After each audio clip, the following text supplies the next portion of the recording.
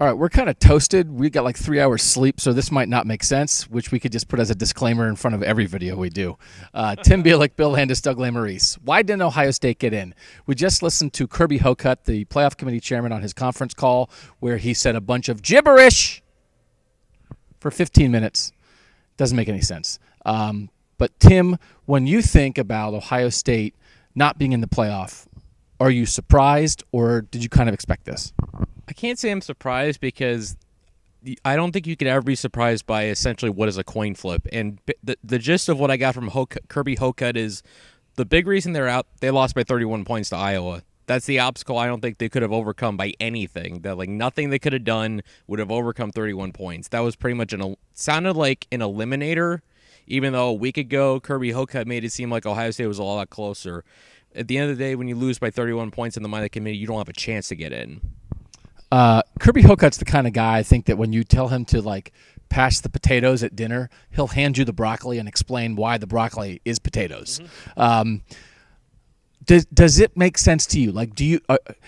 There's some circular logic that they can't explain themselves, but in the end, is it a reasonable decision, do you think? We shot this video earlier and it messed up, so we're reshooting it. And earlier, I probably would have said it made sense, but I've just been thinking about it a little more, and it's starting to make a little less sense to me.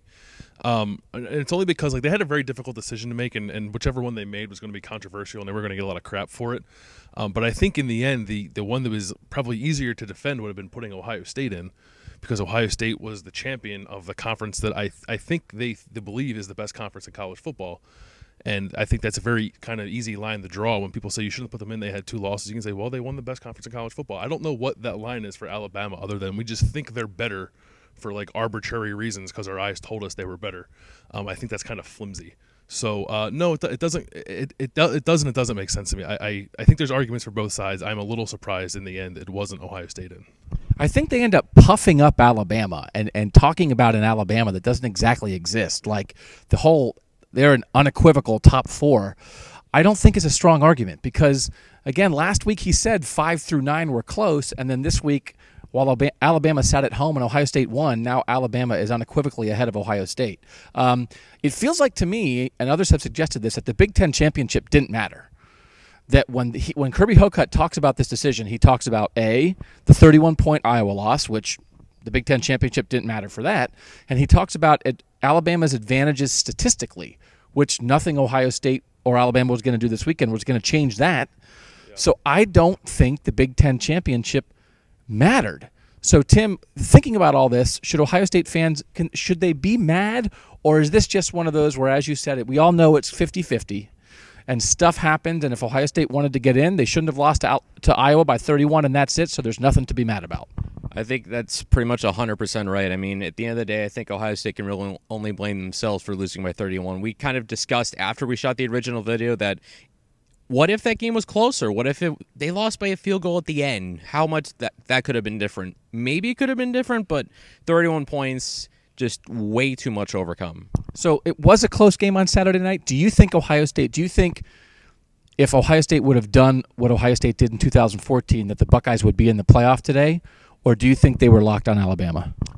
No, I think a convincing win maybe could have gotten Ohio State in. I think the biggest knock you can put against Ohio State, other than the loss at Iowa, and it kind of all goes together, is inconsistency. And Alabama, for lacking quality wins and maybe a lot of sizzle, was at least pretty consistent all year. I think you knew what you were getting. I think you could be confident in what you're going to get in the playoff, and I'm not so sure you can be confident in which Ohio State team was going to show up in the playoff. And then they kind of showed you all of that against Wisconsin.